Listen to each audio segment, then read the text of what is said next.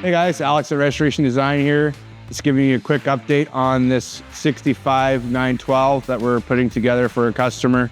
I just want to highlight some of the parts that we're using. Using our own parts gives us the ability to check how well they fit, any improvements if needed. One of the benefits of restoring a car at Restoration Design, very early 65, so it does have some parts that were specific to a 65, 64, and some 66 cars. Front latch panel here, you'll see it has ribs on both sides. That being because the VIN panel was located up here by the smuggler box hole. 64, 65 rockers, outer rockers are available with the impressions along the sill.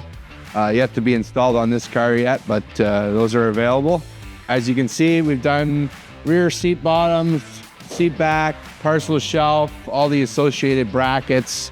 This car has new floors, about to do the heater tube on the inside, as well as the inner and outer rockers. Fender joining panels we've done. Longitudinal frame area here by your rear torsion tube.